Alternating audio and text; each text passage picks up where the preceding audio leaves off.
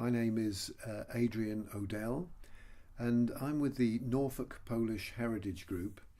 And today, the 22nd of November 2018, I'm in the town of Thetford in Norfolk to interview and record a young woman whose name she will tell you right now. So good afternoon. Good afternoon. Would you please tell me your name and perhaps when you were born? My name is Iwona and I was born in 1985 in Poland. Whereabouts in Poland? The little town in northeast called Suwałki.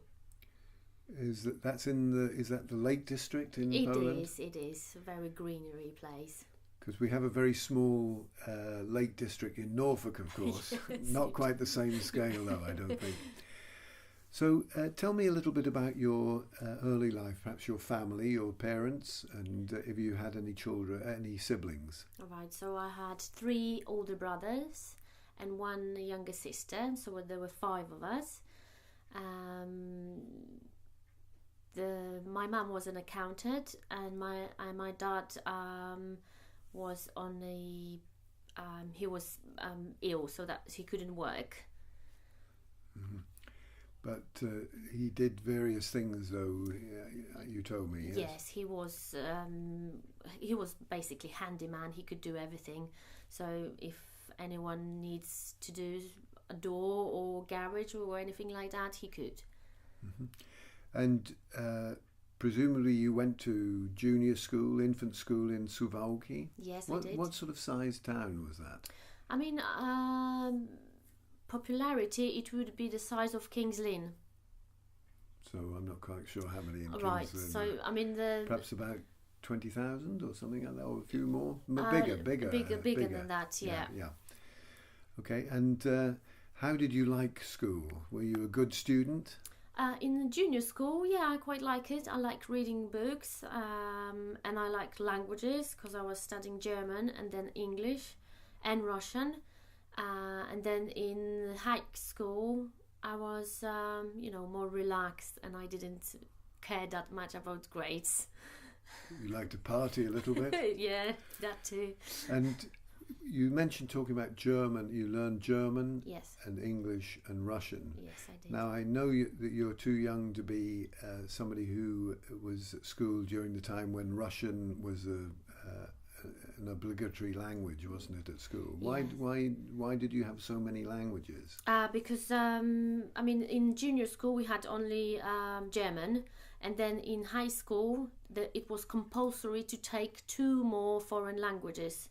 So we've been forced to have 2 languages. There was no other choices. Mm-hmm. And so you chose. Did you have any Russian knowledge at all? Or? No, nothing at all. And you chose English because it was a...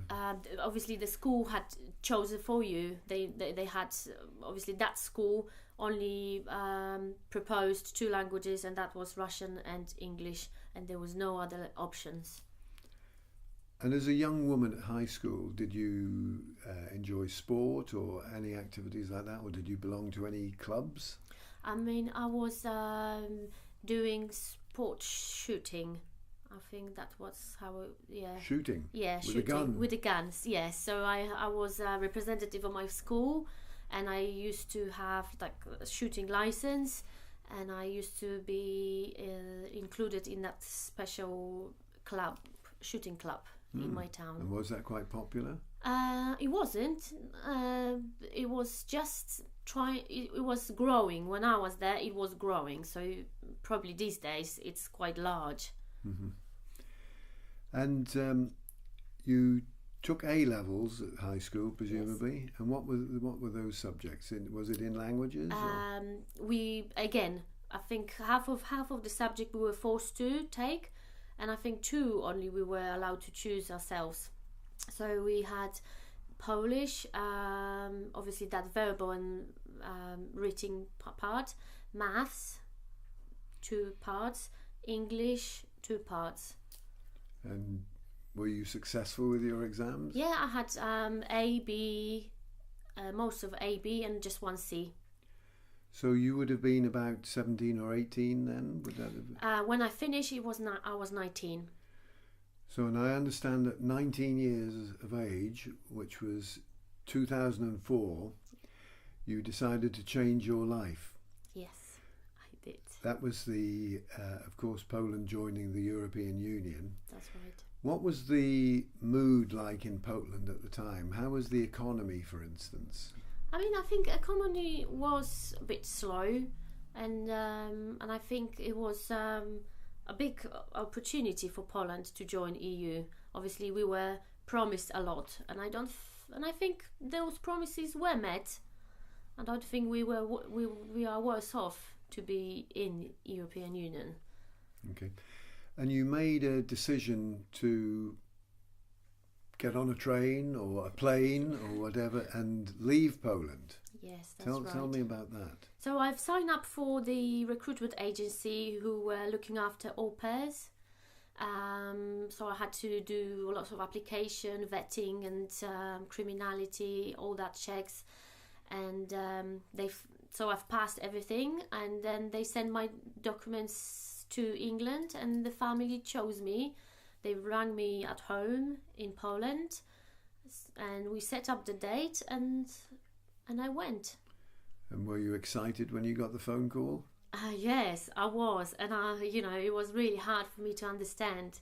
Mm-hmm. Really hard. It's something completely different when you're studying English at the school, and if a person, that was North, obviously they had Norfolk accent, and as well, so it was really hard for me to understand. And how was your English then? Because now you speak very good English, but how was it when you came as a 19-year-old? I mean, I was one of the top students within English subject, so I thought it's okay to but then when I came here, so I realized that I understand a lot, but it's hard for me to speak.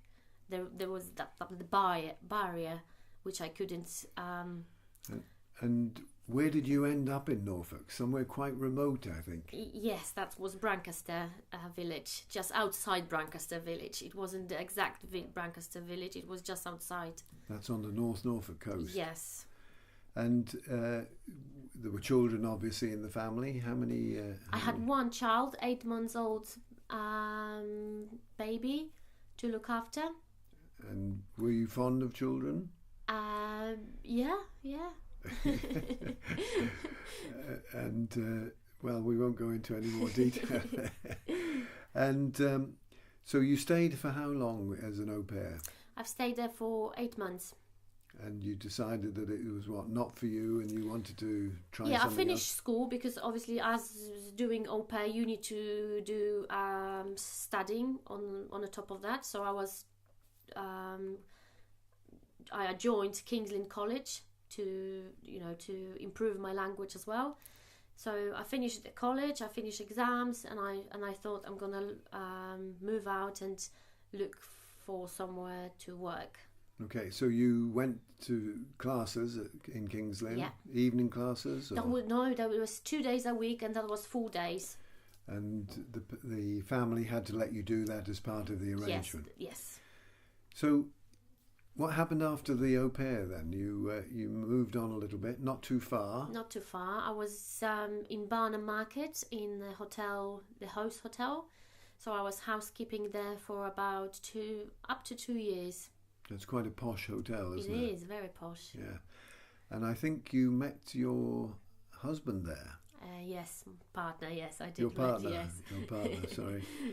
And he'd been working on a farm. He was working on the farm, a local farm. And did he come into the hotel and have a drink? Or? Yeah, every so often, yes. And you worked there for how long? So that was up to 2 years, Mm-hmm. not more than 2 years. And I know that you have 2 children now. Yeah. Your son was born approximately at that time? 2006, yes.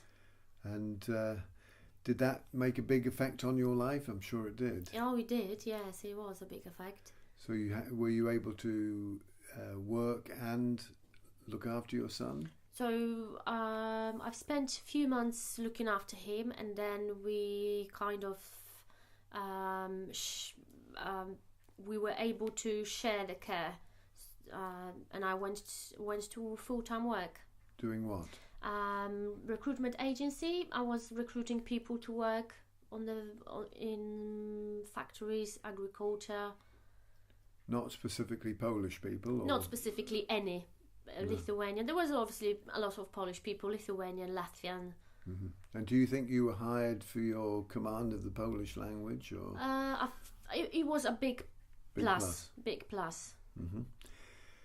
So you then stayed there for a number of years, and then decided to come to Thetford in Norfolk, South Norfolk. You were up in North Norfolk, and then you came all the way to South Norfolk in 2008. Tell me about that. Why you decided to come here? Because we were renting prior to that, and we thought we're gonna buy a house. It's better to pay for our own house than to someone else.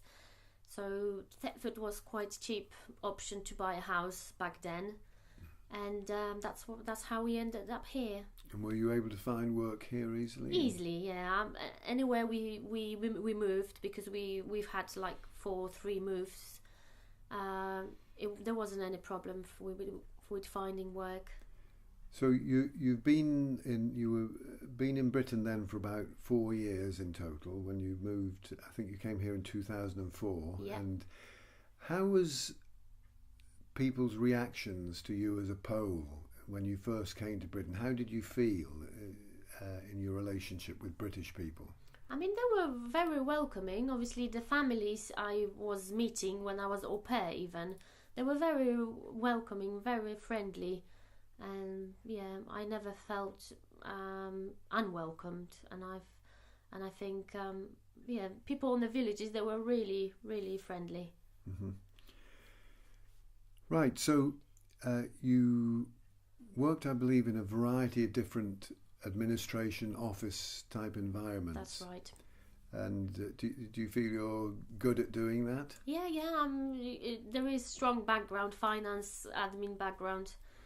Because you then decided that you would go back to education and go to university. That's right. And what was your subject at university, and which university was it? So in 2014, I decided to go back to university and top up my qualification on education. I went to University of Suffolk, where they had campus in Bury St Edmunds, just 20 miles out of Thetford, and the subject was business management and psychology. And did you find at that level of education it quite easy with the language element? I mean, level of education, I think it wasn't that hard. I think the languages and the way they required you to write. I wasn't very good at writing, even in my language, in Polish. So I was never, I liked short answers. I didn't like writing essays, never. So this was kind of, a bit of difficulty for me. It is quite daunting, isn't it? And the protocols that you have to use and the way you write is quite different, isn't it? I would rather to have verbal exams, for example, than, Yes, essays are a major part of studying, of course. And so you gained a degree. Yeah, I did. And what happened after that? So I finished my degree in 2017, had my graduation, and in the meantime I've applied for a master's degree in Cambridge, Anglia Ruskin University, to do consumer psychology, and I just finished it. Last month we had results back, and I've passed. Congratulations. Thank you. But I understand that you were closely connected with the Polish school here in Thetford. Tell us about that, what the work was that you did, and what that school hopes to try and do, because it's quite an interesting concept. It's not a normal school, is it? Yeah.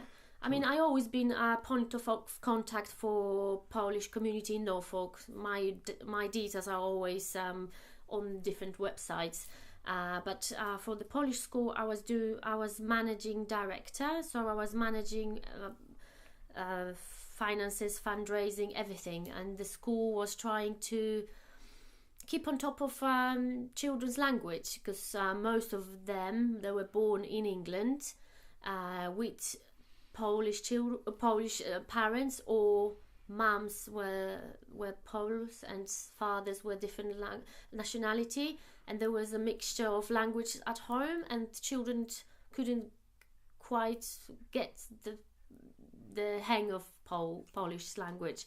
So the school was trying to teach the culture, a bit of history, and trying to get those children to be proud of being Pole. And do you think the school manages to do that?